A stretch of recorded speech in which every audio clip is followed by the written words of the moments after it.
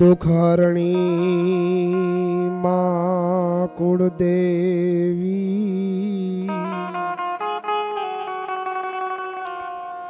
मातु करणी करने सहाय जाहेर जग मातु जोगणी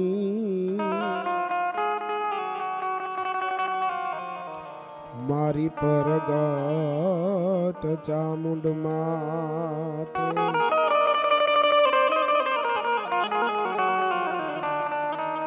रामान ते रजपूती तणोन आडोन वायडो या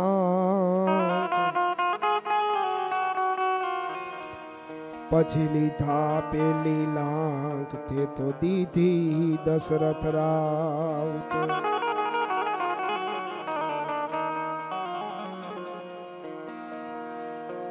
राम भरोसे आयदरू अन राम भरोसे राख राम भरोसे आयदरू अन राम भरोसे राख आ तो राम भरोसे रे सदा राम राम मुख पाक रघुकूड़ भूषण राम नु गादी तणु मूरत हसे सीता वचन ने पाड़वाई तो विकट वन महा जैव से त्यागी सुखो वैभव तणायन सीता हता सहवास मा अम देशनीया आर्य रमणी अमर छे इतिहास में रामान ते रजपूती तणो अन आडो न वायडो आंख पछी लीधा पेली लांक ई तो ते दीधी दशरथ राउत समग्र भारतवर्ष भारतनी आ भूमि खरेखर मने कवि दादनी रचना અહીંથી યાદ આવે કે શબ્દ એક શોધું અન સહિતા નીકળે કૂવો જ્યાં ખોદું અન સરિતા નીકળે સાવ અજબ તાસીર છે આ ભૂમિની જ્યાં મહાભારત વાવો અન ગીતાજી નીકળે સાહેબ अरे जनक जेवो आवी अन हड़ हाके अहीं तो अजिया धरती माथी सीताजी निकले अन हजी दबके क्या की लक्ष्मण नी रेखा के ज्यांथी हजी रावण जेवा बीता बीता निकले एवी आ भारतवर्षनी भूमि अन हजारों वर्षोथी जेनी राह जोवाती थी कारण के आ वर्ष में तो आपने बे दिवाળી मळी साहेब एक चीलो न शक्ति वड तणो न आ चारण चूकी जात जन्मी नोहत जगत में अमारी मठड़े होनल मात ई मठड़ा वाली आई होनबाई माना 100 वर्ष पूरा थिया शताब्दी वर्ष जेने उजू आपणे अने बीजू अयोध्यानी गादीनी माथे આજે 22 જાન્યુઆરી એટલે કે ભગવાન રાઘવ બિરાજમાન થવા જઈ રહ્યા છે ત્યારે આ દેશનો આર્ય પુરુષ કેવો હોવો જોઈએ આ દેશનો વીરવર પુરુષ કેવો હોવો જોઈએ સાહેબ જેના જીવનમાં એકવાર રામાયણ રૂપી ગ્રંથ આવી જાય ને एक बार भगवान राघव नु नाम स्मरण थी जाए जेनो मनखो आखो नियाल थी जाए कारण के घना समय थी जे उत्सव नी राह जोता था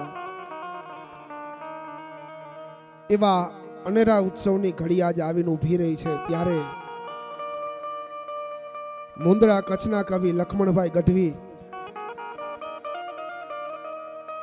અને એની લખેલી કવિતા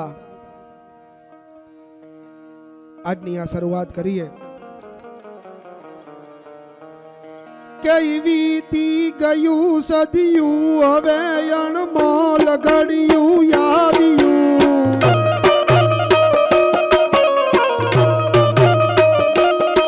વીતી ગયું સદિયું હવે અણમોલ ઘડિયું આવ્યું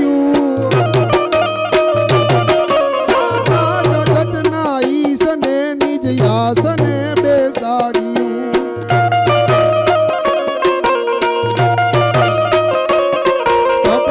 ફળી ભારત તળી સૌ ભારતી વધાવજો સીતાપતિની આરતી સૌ એક થઈ ઉતારજો સૌ એક થઈ ઉતારજો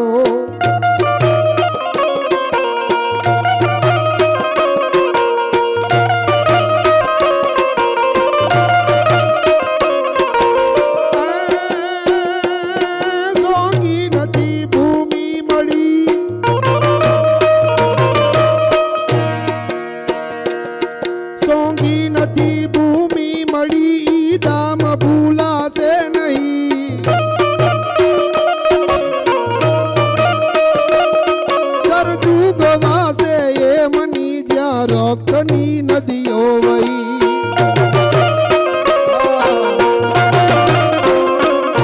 જેણે જેણે જે ત્યાગ્યું ઈ ત્યાગને નવ ભૂલશો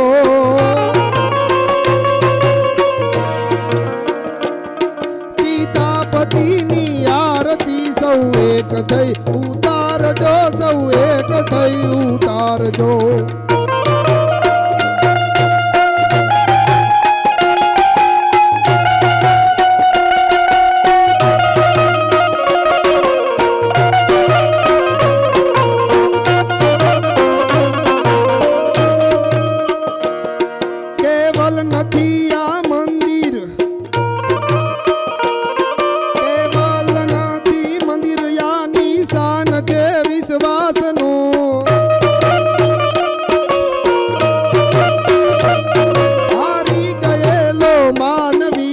से खजानो आसनो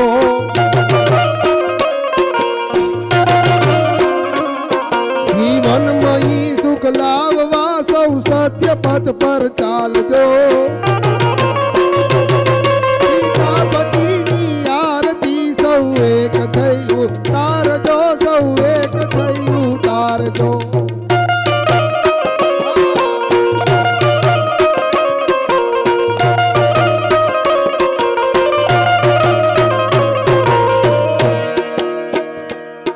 निर्भय बनी भारत अहीं भगवो सदा लहरावसे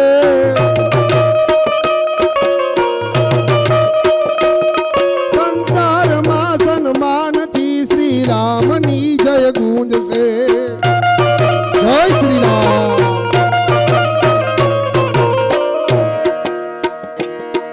आवेल अवसर ने लखा सौ उमंगथी उजवजो सीतापतिनी आरती सौ एक थई उतारजो सौ एक थई उतारजो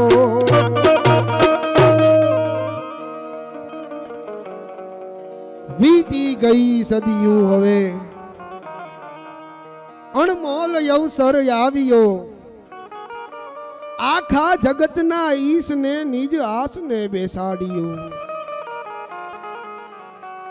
तपस्या फड़ी भारत तणी अन सौ भारती वधावजो सीतापतिनी आरती सौ एक थई उतारजो एवा भगवान राघवेंद्र सरकार ने ज्यारे याद करवा छे कारण के राम राम छे साहेब रामायण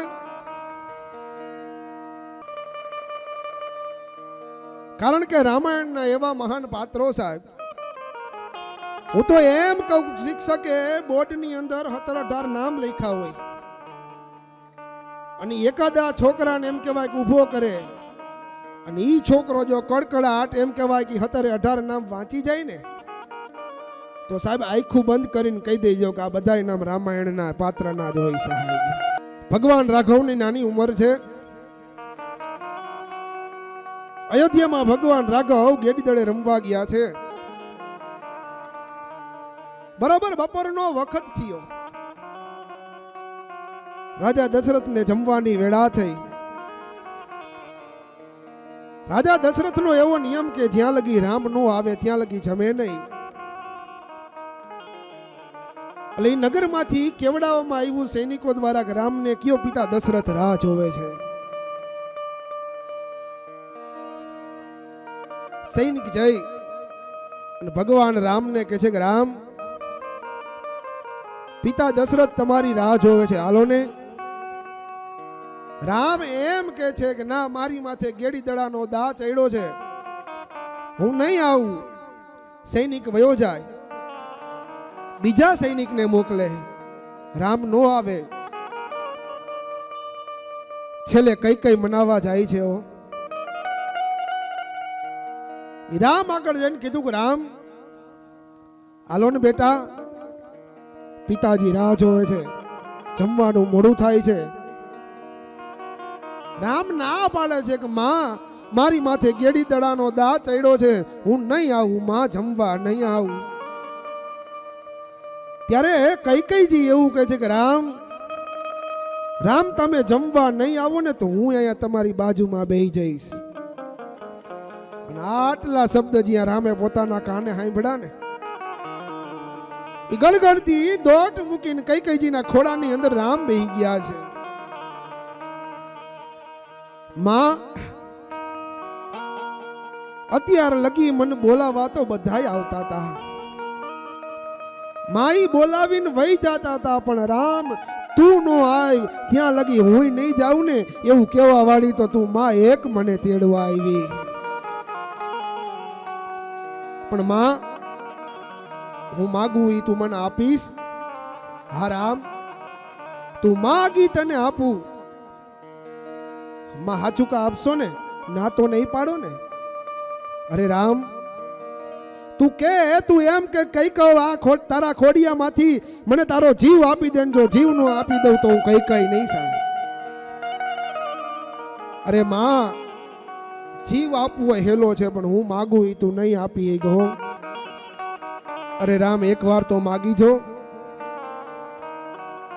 માં જો માગવાનું કહેતા હોય ને તો તમારે પિતા પાસે 2 વચન લેના છે ને. તો કે હા. હું કવિ માગશો? તો કે હા રામ, તું કે ઈ માગું. માં, પેલા વચનની અંદર મારા ભાઈ ભરતને ગાદી, અને બીજા વચનની અંદર મને 14 વર્ષનો વનવાસ આપજો ને માં.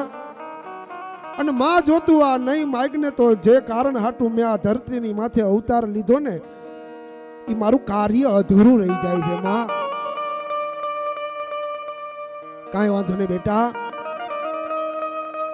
સાહેબ, તેથી કઈ આંખમાંથી આહુડા નહોતા પાડ્યા, તેથી કઈ રોઈ નહોતી, આહુડાને પી ગઈ હતી. અને બરોબર આ બાજુ સમય અયોધ્યાની ગાદીની માથે ભગવાન રાઘવને રાજ તિલક કરવાનો સમય થયો છે. બધાય આવી ગયા છે ને આ બાજુ રાણી કૈકેયી ગોપ ભુવનની માલિપા જઈને બેઠા છે. રાજા દશરથ રાણી કૈકેયી પાસે જાય છે. કીધું રાજ્યના બધાય આવી ગયા, રામનો રાજ તિલક કરવાનો છે, પણ તમારું આ કોપ ભુવનમાં રોકાવાનું કારણ? કૈકેયી કહે છે કે રાજા, તમે આમ તો બહુ મોટી મોટી વાતો કરો છો, રઘુકુળ રીત સદા ચલી આવી, પ્રાણ જાય પણ વચન ના જાય. તો મારે વચન માગવાના છે એ ભૂલી ગયા? તો કે ના ના, ભૂલી નથી ગયો, પણ આ કામકાજમાં યાદ નો રહી થયું, માગો ને. તો કે હું કવિ આપશો? તો કે હા, તું કે આપું. અને ત્યારે કઈ માગે છે કે મારા દીકરા ભરતને ગાદી, અને બીજો રામને 14 વર્ષનો વનવાસ આપો. સાહેબ, વિચાર તો કરો કેવું દ્રશ્ય બન્યું છે. દશરથ એમ કહેવાય કે લાકડી પડે એમ કૈકેયીના પગમાં પડી ગયા છો. કૈકેયી, તું કેને તો મારા પ્રાણને ત્યાગી દઉં. કઈ કઈ એ તું કેતો ભિખારી બની અને ભીખ માંગી લઉં. પણ કઈ કઈ મારું મોત કાં બગાડેશ? એ તારો ભરતજી ભલે ગાદીએ બેસે પણ વન નો દે મારા રામને. પણ કઈ કઈ એમ કહેવાય કે નાનો એવો રાફડો હોય ને રાફડામાંથી એમ કહેવાય ખવા વેતનની નાગણી બારી આવે ને એમ આજ કઈ કઈ નું રૂપ લાગે છે. અને આ બાજુ ભરતજી તો હાજર નથી. ભગવાન રાઘવને 14 વર્ષનો વનવાસ આપવામાં આવ્યો છે. સાહેબ કઈ કઈ કારણ કે દશરથના જીવનની અંદર જેટલા યુદ્ધ થયા ને એમાંથી સૌથી વધારે યુદ્ધ કઈ કઈની બુદ્ધિ શક્તિએ જીતાડ્યા હતા સાહેબ. ઈ કઈ કઈ પાત્ર હતું. પણ વિચાર તો કરો, ખાલી માણા મરી જાતો હોય અને આપણે નિશિતભાઈ એમ કહેતા હોય કે આનામાંથી રામ વયા ગયા, તો વિચાર તો કરો જેથી અયોધ્યા મૂકીને આ રાઘવ જાતો હોય છે તેથી દ્રશ્ય કેવું બન્યું હોય છે. ભગવાન રાઘવના જેટલા ગુણ ગાય ને એટલા ઓછા પડે અદા. કારણ કે 14 વર્ષનો વનવાસ એમ કહેવાય કે ભગવાન રાઘવને મળે. વાત ટૂંકાની અંદર કરવી છે. અને હનુમાનજીનો ભેટો થાય. ખબર મળ્યા છે કે દરિયાની ઓલી બાજુ લંકાની અંદર લંકાનો અધિપતિ રાજા રાવણ સીતાજીનું હરણ કરી ગયો છે. અને હનુમાનજી લંકાની ધરતીમાં અશોક વાટિકાના વનની અંદર જાય. ઈ માતાજી જાનકીજી બેઠા છે અને ઉપર વૃક્ષની અંદર હનુમાનજી બેઠા છે. અને હનુમાનજીએ ભગવાન રાઘવે આપેલી મુદ્રિકા સીતાજીના ખોડાની અંદર નાખીને અને ભગવાન રાઘવની મુદ્રિકા જોઈને ત્યારે સીતાજી બોલ્યા કે કોણ છે? અને ઉપર બેઠેલા હનુમાનજીએ કીધું કે માઉ હનુમાન, માઉ અનો. અને જે હનુમાન ના ભાઈબડું સીતાજીએ કીધું કે ના અહીંયા આવું બાપ. સાહેબ એક નાનું બાળક જેમ જનતાના ખોડામાં વહી જાય ને એમ હનુમાનજી મહારાજ ઝાડ ઉપરથી નીચે ઉતરી જાનકીજીના ખોડામાં હોઈ ગયા છે આજે. અને માં જાનકીજી એટલું જ કીધું કે ના વજ્રદંત આમ હાથ ફેરવો ને ત્યાં તો આખા શરીરની અંદર જણનાટી બોલવા માંડી. હનુમાનજી મહારાજે બેઠા છે ને કીધું કે માં તે મને અમર કરી દીધો, પણ આગળનો એવો કોઈ સમય આવે ને મારે કોકની પાસે માગવું પડે તો. અને તેથી અશોક વાટિકાના વનની અંદર ભગવતીજી જાનકી કહે છે કે હનુમાન, જેને હું માં આશીર્વાદ દઉં પછી જો કે લાંબો હાથ કરવા દઉં તો મેં માયા આશીર્વાદ દીધા નો દીધા કહેવાય સાહેબ. અષ્ટ સિદ્ધિ નવ નિધિ કે દાતા અસવર દીન જાનકી માતા. પણ અશોક વાટિકાના વનની અંદર ઈ જાનકીજીના દિવસો કેવા જાય છે, જાનકીજીને કેવું દ્રશ્ય લાગે છે. અમારા કવિ દાદ લખે કે દ્રશ્ય તેથી કેવું હતું. કઈ બેટ સમદર તણે બેઠી જાનકી જકડાઈને,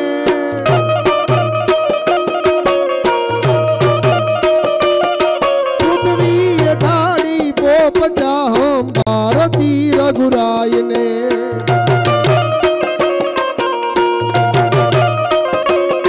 દશરથ તણા નંદન હવે ધરતી જ ખાવા જાય છે.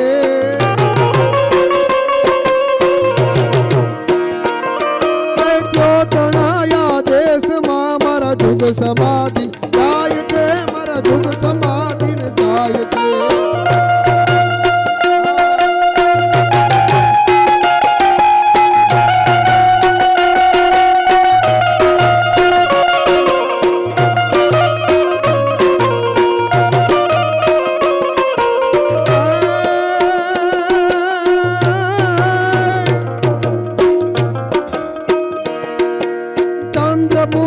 સૈયરુનિત ઘૂમતી જેની કરે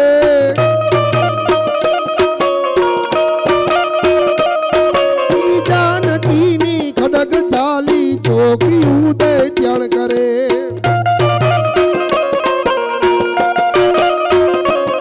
પલ પલમાં મારા પ્રાણ ભપડન મન મારું મૂંઝાય છે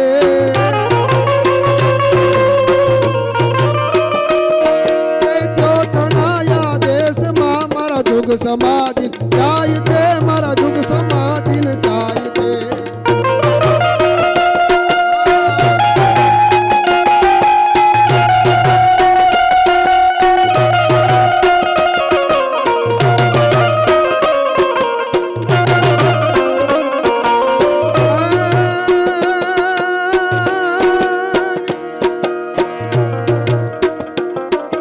स्फटिक मणि ना महल पण वसनार सौ विकराल छे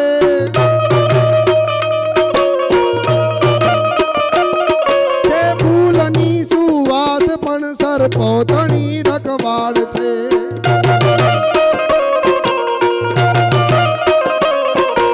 दाद कंचन ताड़ मानित पशु रुधिर बिरसाई छे देश मां मारा जुग समाधि जाय छे मारा जुग समाधि जाय छे मारा जुग समाधि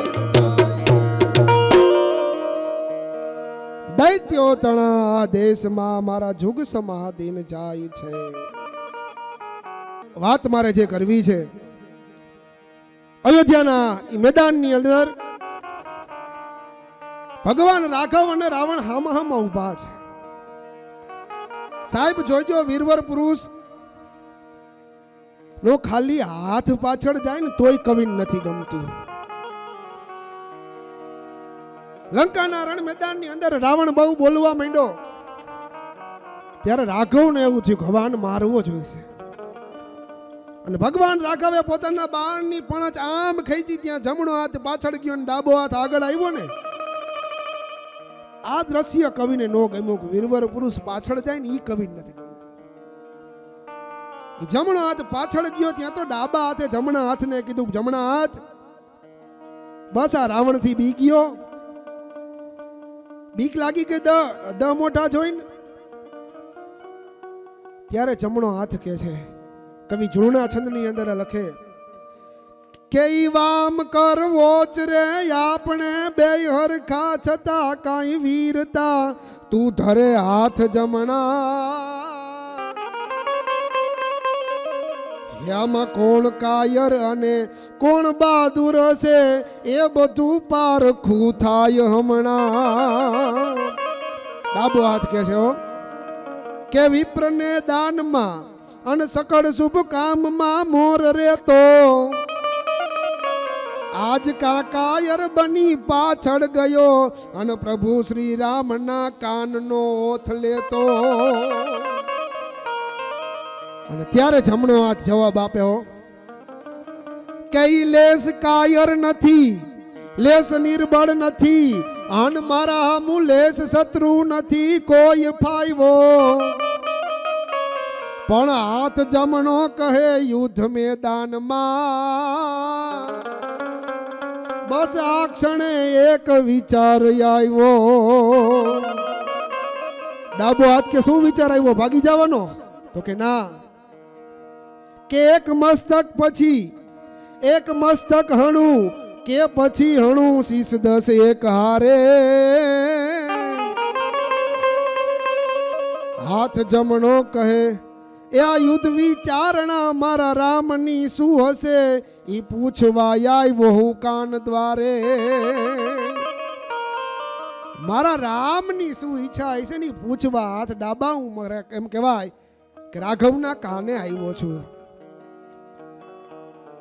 એટલે ભગવાન રાઘવના જેટલા ગુણગાન ગાય એટલા ઓછા પડે ભગવાન રાઘવની જેટલી વાતો કરી એટલી ઓછી પડે કારણ કે કવિ ભગત બાપુ કાગ ભગવાન રાઘવના જીવનમાંથી કર્મનો સિદ્ધાંત મળે ઇન્દ્ર જેની આરતીયું કરે અને રમે ઘર પુત્ર રામ પણ ટાણે મરણ તમામ ઈ તો કીધેલ આંબા કાગડા સાહેબ જેનો દીકરો રામ હોય ને છતાંય સાહેબ કર્મમાં લખ્યો નહીં તો ભોગવીને જવું પડે. ત્યારે આ અબતકના આંગણે કવિ ભગત બાપુ કાગની રચેલી એક રચના મને યાદ આવે કે ભગવાન રાઘવનું એમ કહેવાય કે વનવાસ પૂરો કરી અયોધ્યાની ગાદીએ બેઠા છે. પણ વાત ઈ કરતો હતો જેને હનુમાનજી મહારાજ જેવા શિષ્ય મળી જાય, ઈ ખાલી મેઘનાથનું બાણ લક્ષ્મણજીને વાગે અને લક્ષ્મણજીને મૂર્છા આવી જાય અને ભગવાન ઈ રામ લક્ષ્મણજીનું માથું ખોળામાં રાખીને હુતા છે, ખોળામાં રાખીને બેઠા છે. અને ભગવાન રામના આઉણા 1 2 અને ત્રીજું ધરતીની માથે પડ્યું ને ત્યારે હનુમાનજીએ કીધું કે હે પ્રભુ રામ, હે રાઘવ, ભગતા દુઃખ પ્રભુ ભજે એસી બાતા અનેક, પણ દાસ ભંજે દુઃખ દેવરો એસો અંજની છાયો એક. અરે આમ ઘણી પણ હુકમ નહીં, વિચાર તો કરો. આમ ઘણી પણ હુકમ નહીં અને અનુ અકુડાળ, નકર લશ્કર લઈને લંકા સુધી ઠાકર તારે ધક્કો નો થાત.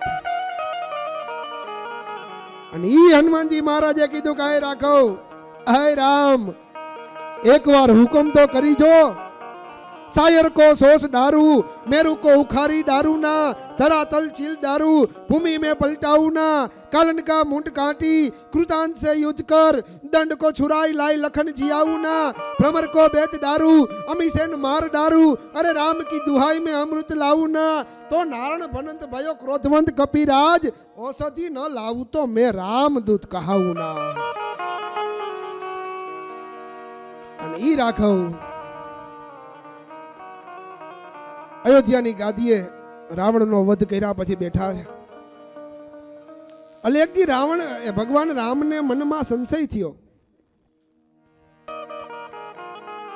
કે આ મારું નામ લખીને દરિયાની અંદર એમ કહેવાય કે આ પથરા તરતાય છે.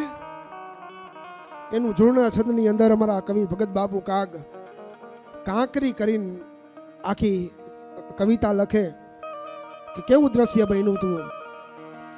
કઈ કૂડ રાવણ તણો નાશ કીધા પછી એક દી રામને વહેમ આવ્યો, આ પથ્થર થયા મુજ તણા નામથી તરતા, આ બધો ઢોંગ કોણે રચાવ્યો. એ જ વિચારમાં આપ ઊભા થયા અને 9 પછી કોઈને સાથ લાવ્યા. सर्वथी छुपता छुपता रामजी एकला दधीने तीर आव्या. कोई ने खबर न पड़े राघव उभा थईने एकला दधीना तीर जाय. आ चतुर हनुमान जी बधु समझी गया, आन चालिया श्री रघुनाथ पहले. राम नो दास ये वेरी ना वतन मा, राम ने एकला केम मेले. पछी तीर सागर तणे वीर उभा रया, अन कोक थी जानिए होय डरता. हाथ मा काकरी एकली जी पछी 14 से राम जी नजर करता. પછી ચોરના જેમ હનુમાન સંતાઈને વૃક્ષની ઘટાથી નીરખે છે. ચિત્તમાં કપીને ખૂબ વિસ્મય થયું, આ રઘુનાથજી શું કરે છે. પણ કેવું દ્રશ્ય બન્યું કે ફેંકતા કાકરી તરત તળીએ ગઈ અને તો સાગરે જાણીએ હોય લૂંટિયા. हरे राम पोता थकी खूब फोटा पड़ा, यन शर्मना शेरडा मुख फूटा. પછી હનુમાનજી મહારાજે જોજો સાહેબ, કોકની સમજાવવું હોય તો કોકને સમજાવવું હોય તો કેવી રીતે સમજાવાય. કઈ ચરણમાં હાથ જોડી કપી કહે, અનનાથજી આ મતી કેમ આવી. અરે હાથ જેનો ગ્રયો તેને તર છોડતા આપના બિરદની શરમ ના આવી અરે તાર નારા બની નિર્મા ધકેલો માફ કરજો કરી ભૂલ ભારે અરે આપ તર છોડશો તેને નાથજી પછી આ જગતમાં કોણ તારે તમે જેને તરસોડો એને રામ પછી આ જગતમાં કોણ તારે એટલે આવો રૂડો અવસર આજની આ ખરેખર દિવાળીનો પર્વ આ અબતકના આંગણે જે કાંઈ ભગવાન રાઘવના ગુણગાન ગાયા ખરેખર અબતકની ચેનલને ફરી ફરીને ધન્યવાદ આપવા પડે કારણ કે આવું પ્લેટફોર્મ એક ઉગતા કલાકાર માટે પૂરું પાડે છે ત્યારે આ અવસરના અબતકના તમામ શ્રોતાગણોને ફરી ફરીને નીરવ વાઘેલાના જય શ્રી રામ જય માતાજી.